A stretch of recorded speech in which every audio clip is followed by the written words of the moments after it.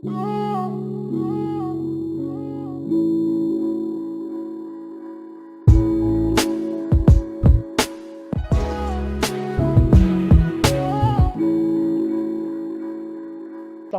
उम्मीद करता हूँ आप सब खैर आफियत से होंगे जनाब। आज की इस वीडियो में हमने देखना है कि आप किस तरह अपनी मेन डोमेन मेरे पास जो यहाँ पड़ी हुई है dislimi.com, इसके अंदर जो वेबसाइट है आप उसको किस तरह सब डोमेन पे ट्रांसफ़र करते हो। सब डोमेन लाइक dummy.dislimi.com। अब कभी कभी क्लाइंट होता है, वो कहता है कि जो मेरी ये वेबसाइट है dislimi.com, इस पे जो वेबसाइट बनी हुई है इसको आप डमी डोमेन पे ट्रांसफ़र कर दो ताकि ये वहाँ पे भी चलती रहे, और मेन डोमेन यानी कि dislimi.com पे आप एक नई वेबसाइट बना दो। तो इसको आपने as it is dummy domain पे आपने लेके जाना होता है, जिसे सब डोमेन हम कहते हैं। तो सब डोमेन पे इसको ट्रांसफ़र करने के लिए जो हमारे पास स्टेप हैं वो हम देखते हैं। सबसे पहले आपने क्या करना है, आपने जाना है जी सी पैनल पे अपने,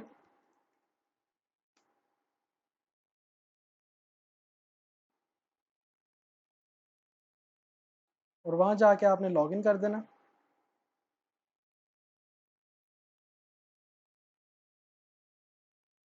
अब यहाँ पे सबसे पहले आपने सब डोमेन क्रिएट करनी है। लाइक dummy.slimy.com, dislimy.com जो है वो क्रिएटेड नहीं है।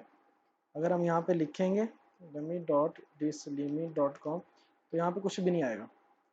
इसके लिए हमें सब डोमेन क्रिएट करना होगी। उसके लिए आप जाएंगे जनाब डोमेन्स में, और यहाँ पे आपको नज़र आ रहा है सब डोमेन, यहाँ पे क्लिक करेंगे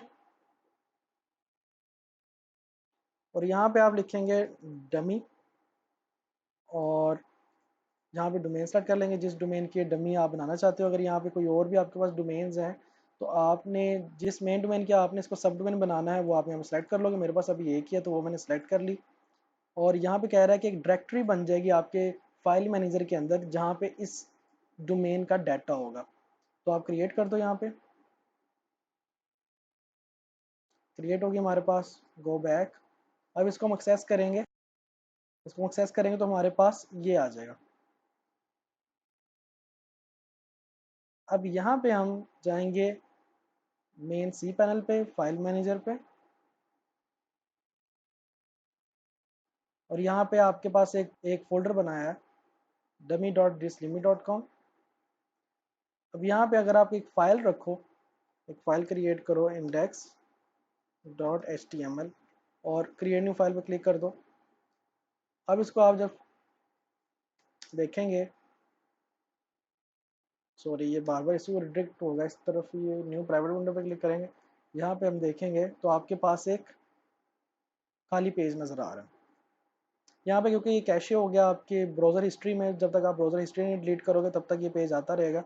तो मैंने प्राइवेट विंडो ऑन कर ली। यहाँ पे आपको नज़र आ रहा है कि जो index.html की फ़ाइल में है वो यहाँ पे नज़र आ रहा है। अगर आप इस फाइल में कोई चीज़ एडिट करते हो, कोई चीज़ लगाते हो, लाइक यहाँ पे आप लिख दो जी ओके और सेव कर दो। यहाँ पे जाके इसको रिफ्रेश करो तो आपके पास ओके लिखा है। तो ये हमारी डमी डोमेन जो है वो अब काम कर रही है। तो इसको हम फिलहाल करते हैं जी डिलीट, और यहाँ पे हमने अब वर्डप्रेस इंस्टॉल करना है। क्योंकि ये वाला वर्डप्रेस हमने तो ट्रांसफ़र करना है, तो ट्रांसफ़र के लिए हम अब मैनुअल तरीका नहीं यूज़ करेंगे, हम एक प्लगइन यूज़ करेंगे। उसके लिए पहले वर्डप्रेस इंस्टॉल होना चाहिए, एक फ्रेश इंस्टॉल। तो वर्डप्रेस इंस्टॉल करने के लिए आपको पहले भी बताया हुआ मैंने, आप जाओगे वर्डप्रेस के अंदर, यहाँ पे ऐप इंस्टॉलर में इंस्टॉल नाउ पे क्लिक करोगे, और यहाँ पे आप वो सब डोमेन सेलेक्ट कर लोगे। यहाँ पे आप यूज़र ने पासवर्ड दे दो,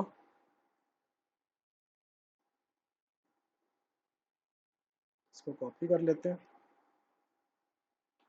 यहाँ पे आप ईमेल दे दो और इंस्टॉल पे क्लिक कर दो।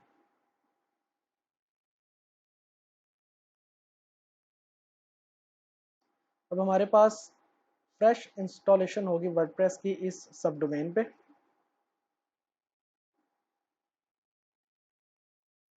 ये आपके पास एक फ्रेश इंस्टॉलेशन है, ये मेन है आपकी डोमेन और ये सब डोमेन। अब यहाँ पे आपने ये जो वेबसाइट है इसके अंदर जो भी डाटा है वो सारा आपने इधर ट्रांसफ़र करना है। उसके लिए आप क्या करोगे, इसके एडमिन पैनल पे जाओगे और यहाँ पे आप प्लगइन इंस्टॉल करोगे all in one WP migration. ये जो मैंने पहले इंस्टॉल करके रखा हुआ ये लेटेस्ट वर्जन है। लेटेस्ट वर्जन में काफ़ी रिस्ट्रिक्शन है, हम पुराना वर्जन जो है वो इंस्टॉल करेंगे। पुराना वर्जन इसका नीचे डिस्क्रिप्शन में मैंने लिंक दिया, वो डाउनलोड कर लें, वो सही काम करेगा। आप प्लगइन्स में जाके ऐड न्यू पे क्लिक करोगे, अपलोड प्लगइन, ब्राउज, और जो प्लगइन नीचे मैंने आपको डिस्क्रिप्शन में दिया वो डाउनलोड करके उसको यहाँ पे अपलोड कर दोगे।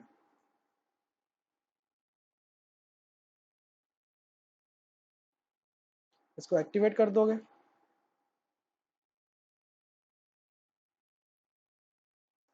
अब इसके बाद आप जाओगे यहाँ पे all in one WP migration का एक लिंक बन जाएगा, यहाँ पे आप जाके इसको एक्सपोर्ट पे क्लिक करोगे ताकि इसकी एक पूरे जो भी वेबसाइट है उसका एक एक्सपोर्ट फाइल एक्सपोर्ट हो जाए। एक्सपोर्ट पे क्लिक और फाइल।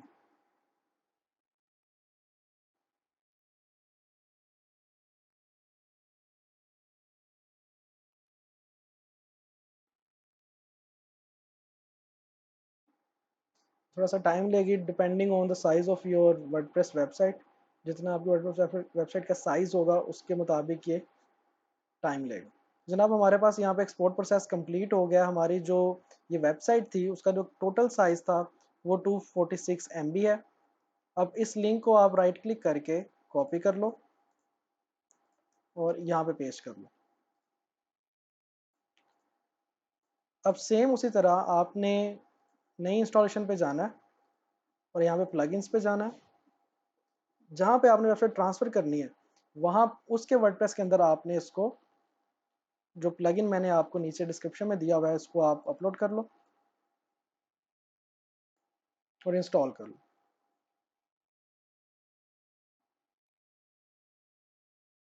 इसको एक्टिवेट करेंगे और यहाँ पे आ रहा है कि नया वर्जन इसका अवेलेबल है, आपने इसको अपग्रेड नहीं करना। अगर आप अपग्रेड करोगे तो इसकी काफ़ी रिस्ट्रिक्शंस जो हैं वो ऑन हो जाएंगे, फिर आपको इनको पैसे देने पड़ेंगे।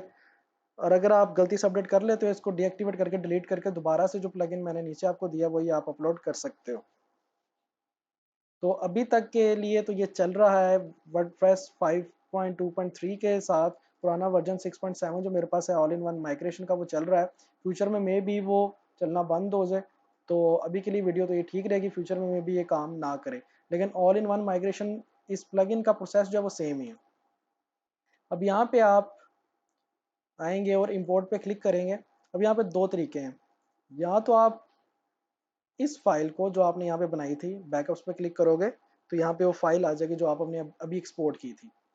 इस फाइल को यहाँ तो आप डाउनलोड कर लो जो कि 245 MB की है, और फिर यहाँ पे आके आप उसको फाइल पे क्लिक करके अपलोड कर लो। तो पहले आप 245 MB डाउनलोड करोगे, फिर 245 MB अपलोड करोगे, और दरम्यान में अगर आपका नेट चल जाए तो वो अपलोड जो है वो डिस्टर्ब हो जाएगी, तो वो काफ़ी मुश्किल काम है। तो क्योंकि ये एक ही सर्वर में है फाइल पड़ी हुई, तो इसके लिए आसान तरीका मैं आपको ये बताता हूँ। आप सी पैनल पे जाओ और सी पैनल पे आप अपने फाइल मैनेजर पे जाओ जो कि ऑलरेडी यहाँ पे ओपन है। हमारी जो न्यू इंस्टॉलेशन है उस पर क्लिक करो, उसके फोल्डर पे क्लिक करो, उसके WP कंटेंट में जाओ और ऑल इन वन माइग्रेशन का एक फोल्डर बन गया, इस पर डबल क्लिक करो। अब यहाँ पे जो भी आप फाइल रखोगे वो फाइल यहाँ बैकअप्स में आ जाती है, फिर उसको आप रिस्टोर कर सकते हो। बजाय के इंपोर्ट में जाके अपलोड करने के आप यहाँ से रिस्टोर कर सकते हो। तो हमने इस फोल्डर में वो फाइल लेकर आनी है जो कि फाइल कहाँ पड़ी है, dslimit.com डोमेन पे। ये वाला जो लिंक है आपके पास इसको Ctrl+A करो और Ctrl+C कर लो। ये लिंक आपके पास कॉपी हो गया कि इस फोल्डर में हमने फाइल रखनी है। और जहां वो फाइल पड़ी हुई है वो कौन सी वेबसाइट है, dslimit.com। तो आपको पता है जो भी मेन डोमेन होती है सी पैनल में उसका सारा डाटा public_html में पड़ा होता है। उस पर डबल क्लिक करेंगे, WP content all in one migration, ये फाइल है। ये जो अब आपके पास फोल्डर ओपन है ये dslimit का ओपन है, और जो ये फाइल आपको नज़र आ रही है वो जनाब ये वाली फाइल, सेम नाम आपके सामने नज़र आ रहा है। अब ये वाली फाइल को हमने यहाँ लेकर आना है सब डोमेन में। तो सब डोमेन का जो फोल्डर था जहाँ इसको लेके जाना वो हमने कॉपी किया हुआ है ये। अब क्या करेंगे, हम इसको सिलेक्ट करेंगे और हम इसको करेंगे, यहाँ कॉपी कर लो या मूव कर लो, आपके ऊपर है। कॉपी पे क्लिक करता हूँ और यहाँ पे कहता है कहाँ पे कॉपी करनी है। मैं इसको कहता हूँ जनाब, इसको कॉपी किया मैंने, मैं कहता हूँ यहाँ पे कॉपी करनी है, ये वाला स्लैश यहाँ पे होना चाहिए और इस तरह। अब मैंने कहा इसको कॉपी करो dummy.dslimmy.com के फोल्डर के अंदर wp कंटेंट के अंदर ऑल इन वन बैकअप्स के अंदर कॉपी कर दो और कॉपी फाइल पे क्लिक कर दिया, क्लिक कर दिया। अब हम जाते हैं dummy.dslimmy.com के फोल्डर के अंदर wp कंटेंट के अंदर ऑल इन वन बैकअप्स के अंदर, और ये देखें अब ये फाइल यहाँ पे भी आ गई। क्योंकि ये फाइल यहाँ पे आ गई है इसका मतलब ये फाइल यहाँ पे भी आनी चाहिए। तो रिफ्रेश करेंगे, ये फाइल यहाँ पर भी आ गई है। सिंपली यहाँ से आपने इसको एक्सपोर्ट किया और क्योंकि ये एक ही सर्वर के अंदर है तो आपने यहाँ पे ला के इसको इंपोर्ट, यहाँ पे इंपोर्ट करने की बजाय आपने उस सर्वर के अंदर ही रहते हुए फोल्डर्स के अंदर वो फाइल चेंज कर ली, कॉपी पेस्ट कर ली, तो यहाँ पे भी वो फाइल आ गई। तो अगर आप इंपोर्ट भी करें तो सेम फाइल इसी तरह आती है। तो आप यहाँ पे अब इसको डाउनलोड भी कर सकते हो, लेकिन हमने रीस्टोर करना है। वहाँ पे हमने एक्सपोर्ट किया था यहाँ से, और यहाँ पे हमने रीस्टोर करना है इस वेबसाइट के अंदर, वो वाली वेबसाइट सारी आ जाए। तो आप रीस्टोर पे क्लिक करोगे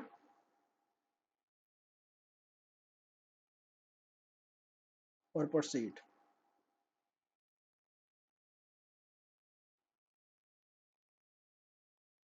अब ये रिस्टोर हो रहा है सारा डेटाबेस उस पुरानी वाली मेन डोमेन का, और सारी फाइल्स वगैरह इधर आ रही हैं। तो अभी तक सबसे अच्छा प्लगइन है ऑल इन वन माइग्रेशन, जिससे आप फाइलें जो हैं वो इंपोर्ट एक्सपोर्ट कर सकते हो, वर्डप्रेस की सारी फाइल्स और सारी वेबसाइट। लेकिन इसके लेटेस्ट वर्जन में उन्होंने रिस्ट्रिक्शन लगा दिया है, जो भी चीज़ करो तो कहते हैं पहले पैसे निकालो भाई, जिसकी वजह से उन्हें काफ़ी नेगेटिव रिव्यूज़ भी मिल रहे हैं कि बिना बताए उन्होंने, जिन लोगों ने पास्ट में कोई फाइलें अपनी एक्सपोर्ट की थी वो अब आप रिस्टोर नहीं कर सकते जब तक उन्हें पैसे ना दो। तो ये पुराना वर्जन मेरे पास पड़ा हुआ है जिसमें कोई लिमिटेशन नहीं है। वो उसकी जो लिंक है, जो फाइल है, वो डिस्क्रिप्शन में आप वहाँ से ले सकते हो। अगेन बताता चलूँ कि अभी तो काम कर रही है, मे बी फ्यूचर में कोई वर्डप्रेस का वर्जन आए जो पुराने ऑल इन वन माइग्रेशन के वर्जन के साथ काम ना करे, तो फिर मसला हो सकता है। लेकिन अभी के लिए जब तक काम कर रहा है आप करें। जितने भी मेरे क्लाइंट्स हैं उनके साथ मैं यही यूज़ कर रहा हूँ। ईजी वे है, कोई मुश्किल नहीं आती हर चीज़। इसका यूआरएल रीनेम भी ऑटोमेटिकली हो जाता है, जो भी लिंक्स वगैरह वो ऑटोमेटिकली अपडेट हो जाते हैं। तो थोड़ा सा टाइम लेगा, फिर वही कि जितनी आपकी बड़ी वेबसाइट है उसके मुताबिक ही टाइम लेगा। तो अगर किसी वजह से मुझे वो लिंक डिस्क्रिप्शन से रिमूव करना पड़ा तो आप फेसबुक पे जो मेरा ग्रुप है वहाँ से वो लिंक उठा सकते हैं, क्योंकि मे भी ऑल इन वन वगैरह वाले गुस्सा कर जाए।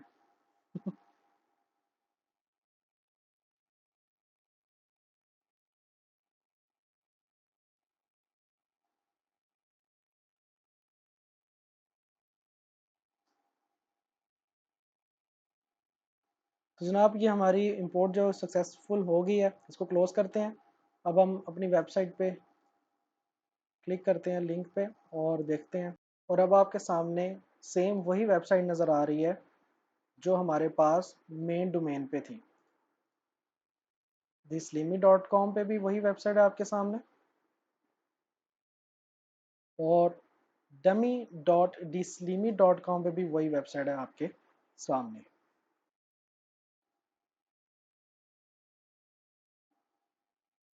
अब यहाँ पे जब आप लॉगिन करोगे, लॉगिन आपने सेम उसी यूज़र नेम पासवर्ड से करना है जो आपकी पुरानी वेबसाइट में था। अब जो आपने इसको इंस्टॉल करते हुए, फ्रेश इंस्टॉल करते हुए वर्डप्रेस को लगाया था वो नहीं चलेगा। जो पुरानी वेबसाइट में आप लॉगिन करते थे वही आपने यहाँ पे लगाना है। तो मैं वो यहाँ पे लगा देता हूँ। तो उसी यूज़र नेम पासवर्ड के साथ आपने यहाँ पे लॉगिन कर लेना। तो ये प्लगइन सारे काम ऑटोमेटिकली पीछे सारा अंजाम देता है। मतलब सारे काम जो है वो ऑटोमेटिकली पीछे करता है। आपने बस उस फाइल को एक रेलिवेंट फोल्डर में प्लेस करना है और उससे आपका सारा काम हो जाता है। तो ये था कि आपने किस तरह मेन डोमेन से सब डोमेन पे कोई वेबसाइट ट्रांसफ़र करनी है। सेम यही तरीका है कि आप इस वेबसाइट को किसी और सर्वर पे, किसी और डोमेन पे भी ट्रांसफ़र कर सकते हैं, लेकिन उसमें थोड़ा सा ये है कि आपको फ़ाइल डाउनलोड करके दूसरी तरफ दूसरे सर्वर में जाके फ़ाइल को अपलोड करना पड़ता है। लेकिन मेरे पास उसका भी एक हल है जो कि कई कई सर्वर पे काफ़ी अच्छे तरीके से काम कर जाता है। वो इंशाल्लाह मैं आपको बताऊंगा नेक्स्ट वीडियो में। टिल देन, अल्लाह हाफिज़।